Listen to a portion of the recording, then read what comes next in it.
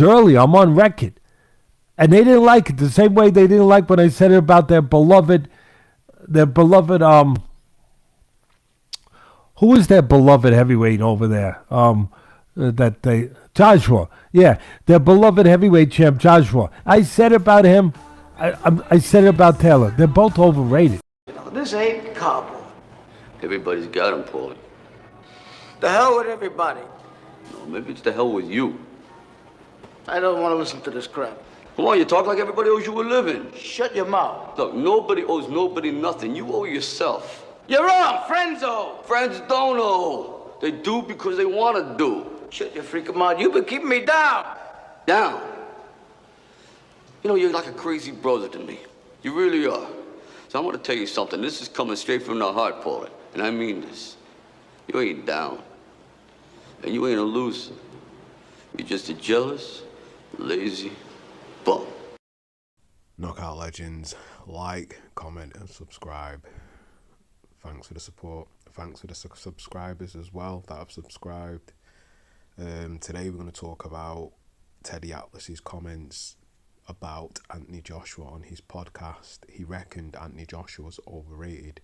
So we're going to look at some knockouts of Anthony Joshua's. Then we're going to study his box rec. And then we're going to, based off the fights and the knockouts, break down his career in a certain amount of segments and come up with a conclusion as to whether Teddy Atlas is right or he's wrong. So we'll watch the first segment of clips and then we'll come back to his box rec and refer to answering Teddy Atlas's question. So with no further ado, he's getting tattooed here and he has to go and it's over. That's what the fuss is about. He's destroyed a very brave opponent and he hasn't broken a sweat. And he's looking around as if to say, is that what the... Boy, this is going to be a painful night's work. Switching with a body shot there. Joshua leading off with a left hand to the body. Oh, nailed him. That right hand. Now is Butlin going to get up? He doesn't know where he is, Butlin, and I think Howard Foster's waving that off. There's a bad cut over the eye as well. Now is he going to let him carry on? Well, he is. Well, I think body language. He is. Well, I think body language says I want out of there. I would have got him out of there. I think one more punch will get him out of there, and I think Howard Foster's getting ready to step in here because nobody wants to see Butlin get hurt. Body shots coming in. He's all over the place here, and that's it. The towel comes in. Howard Foster says that's enough, and a smile at the end from Paul Butlin, who says, yeah.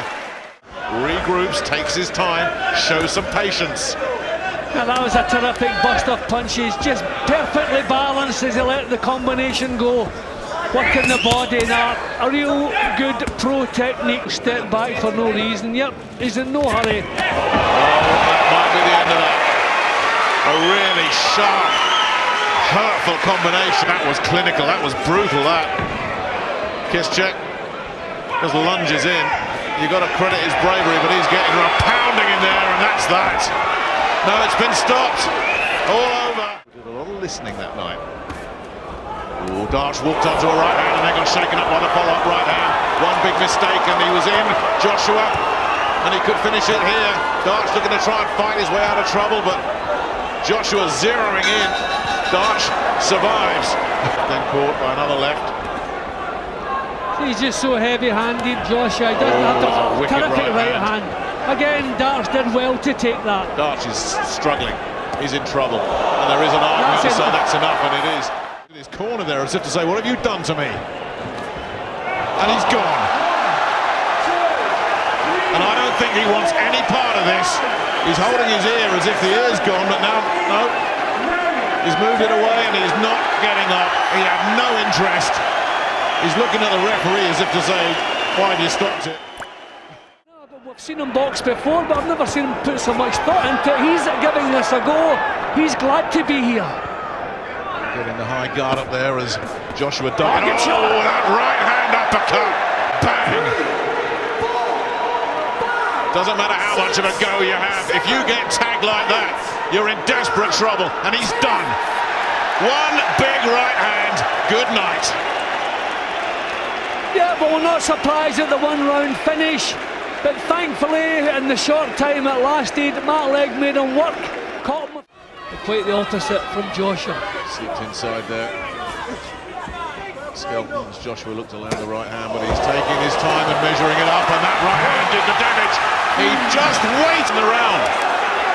Is it going to be another inside 2 rounds for Joshua, who takes his time, measures him up again? Skelton's all over the place. Steve Gray says that's it. Matt Skelton sinks to his horn.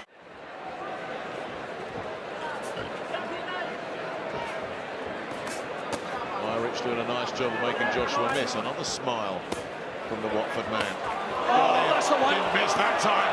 Took everything, didn't he? One big right hand and a punch as he was on the floor as well from Joshua.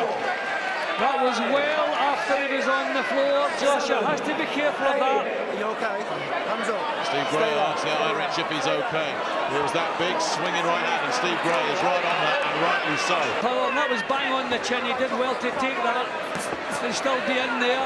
Full credit to him. And it gets another one. The towels come in, and he got absolutely slaughtered with a left hand. Really giving it a go, trying to tag him back. But again, just too sharp and too powerful from Joshua, who's slicing him to ribbons here. And Ian John Lewis might have a job to do, because Backtov is so brave, he's standing up to this, but he is getting pounded, and Ian John Lewis did absolutely the right thing, because Backtov, oh, he's letting it go on. Well, I thought he was stopping it. He should be And he stopping will, it. and he has.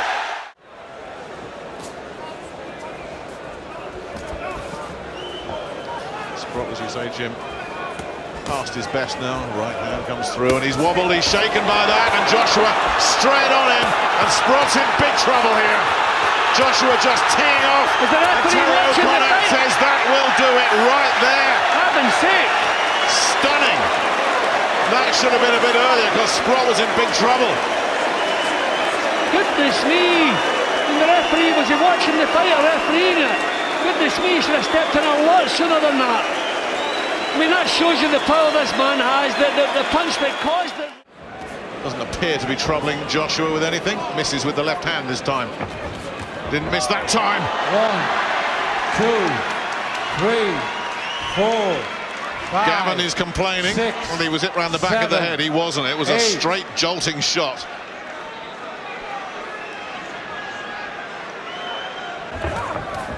I mean, it's also... And there's the big right hand. Gavin in big trouble. The left puts him down for the second time. He was undone by the right. The left put him on the floor. 5. And he's a 6, brave, proud man, 7, Jason Gavin. He will try and 8. beat this count if he can. Will Victor Loughlin let this go off? also like about Joshua, he's always mindful of his own defence. Even when he's completely on top, you know, he keeps his shape, he keeps his hands up, gets his punches out, brings them back. And here we come now. Gavin in trouble, down.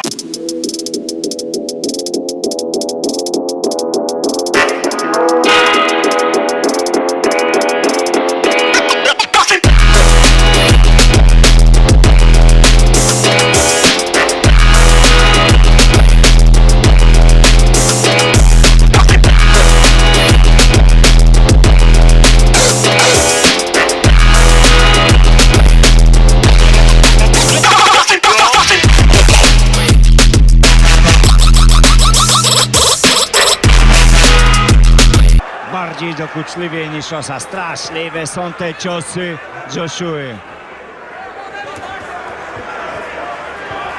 12 rund wytrzymał z Shannonem Briggsem. Jak wspominałeś, to był sparring. Tutaj nie wytrzyma nawet 2 rund. Ale nawet widać było z reakcji na moment, Zumbano Laf opuścił rękę przy odejściu, momentalnie wykorzystał to Joshua. I koniec pojedynku. No. Ciężki knockout. Jeszcze jest nieprzytomny. He's in there. Joshua going to work once again and nails him. Right hand. And it was the ropes that kept him up. He hung on to the rope. He takes a count. Last 10 seconds. Somebody's thrown something in the ring. Ian John Lewis hasn't seen it. Now he's got rid of it, but can Johnson survive? That's all over. Joshua looking to just blitz him out of there. Inside a round. There goes the bell. And Johnson. The punches he's taken there. Well, that reputation for durability is well deserved, but how much longer can this go on? And it's stopped, it's over, done, inside 2. Wyższy, silny zawodnik. No ale Joshua znów piękna akcja, trafia prawym, ląduje Garni. Przepraszam, Kornisz po raz pierwszy na deskach. No, długo to nie trwało. Pierwsza minuta i już Scott liczony. Bije potężne uderzenia. Znowu prawy na prosto na brodę, lewy, prawy. Wstrząsnął teraz Korniszem, który ratuje się klinczem. No i po raz drugi ląduje na deskach. To jest cały Anthony Joshua.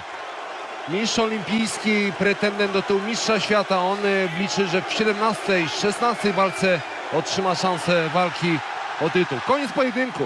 Dużo huku, szybka walka. I to jest cały Anthony Joshua. No, And as long as White returns fire once in a while, Which he is doing, but look at the legs. There's a grin from White, but the legs are betraying him, and down he goes. He's hurt. The way he went down. Surely no way up here for Dylan White.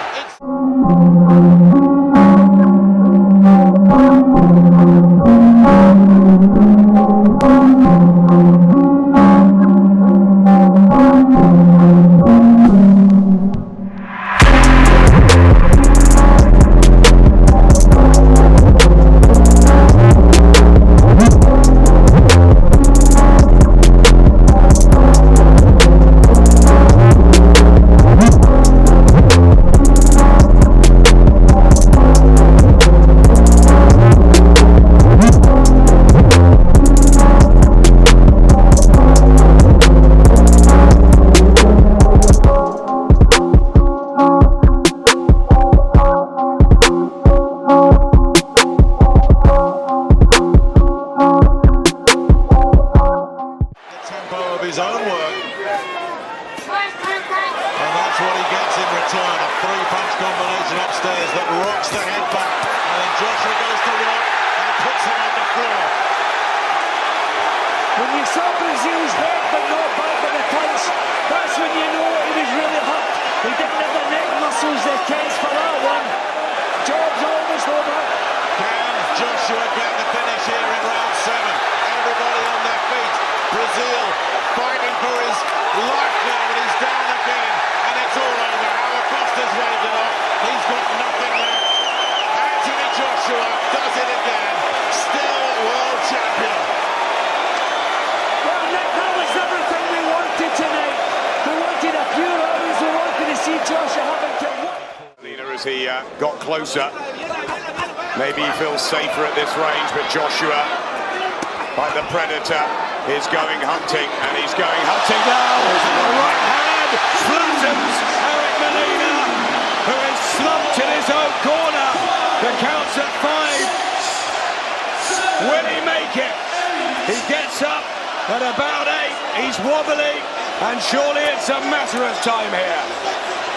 Great work there from Joshua. That right hand found its way home, and we saw the effects. Molina does not want to be in here now. The fight's over. Stopped in the 3rd round.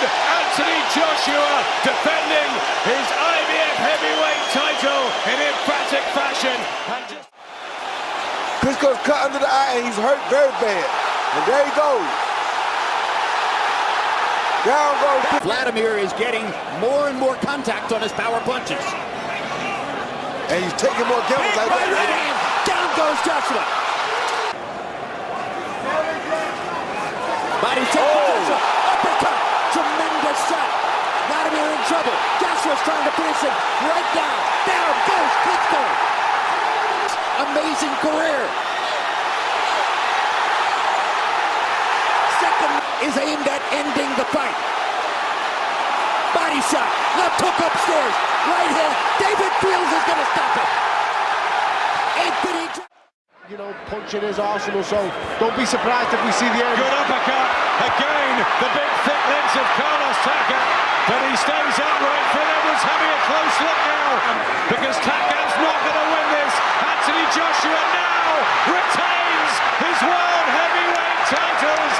It is stop. Carlos Takam complains. He bitterly protests. He has been outstanding as a challenger on such short notice. But ultimately, some people were saying Joshua would take out Povetkin early. He might do here. Lovely right hand. On a left hook and a right hand. And down goes the Russian. Right here and right now.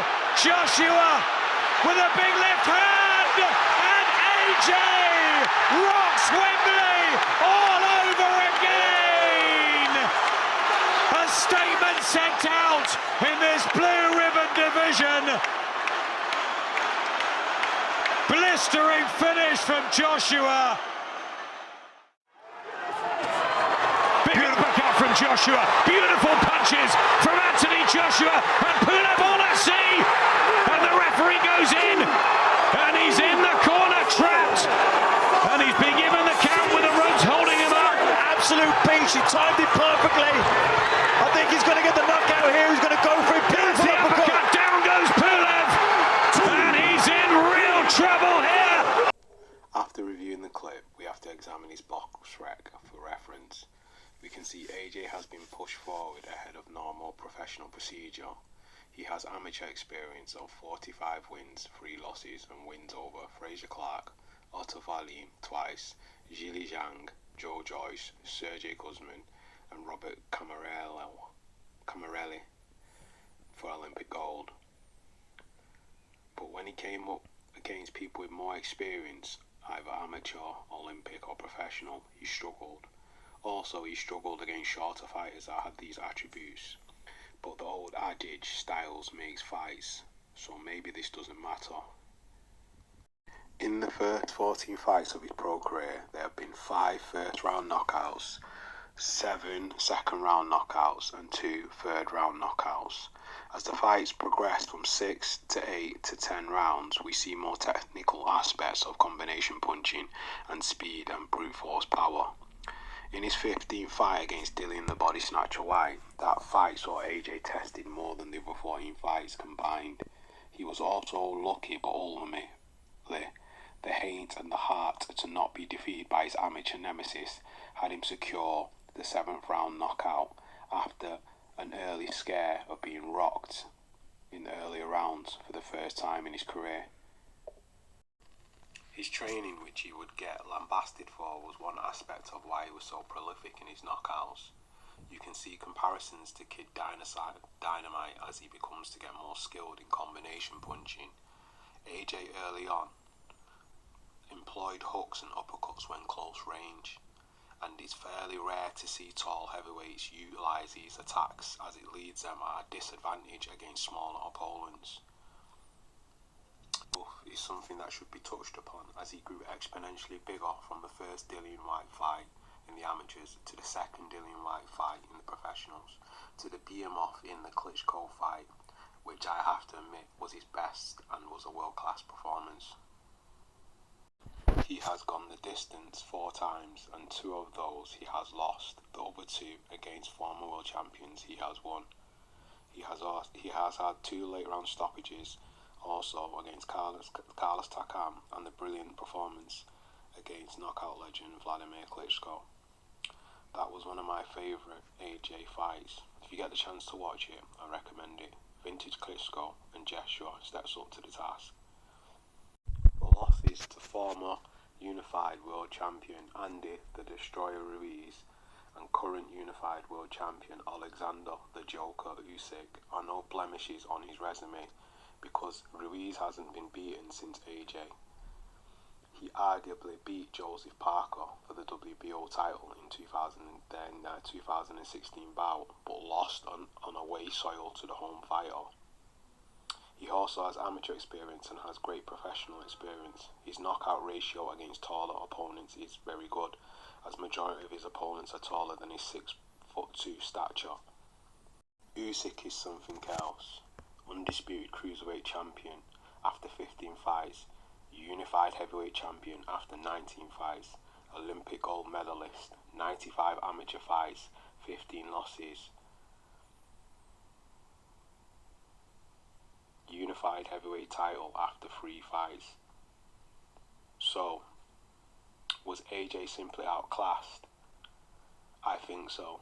Since the Klitschko fight, his style changed drastically, where he tried to box at long range more, but the hunger had been quenched by Vladimir because the knockdown in the 6th and the brutal clash going into the 11th made Joshua, after his 18th fight.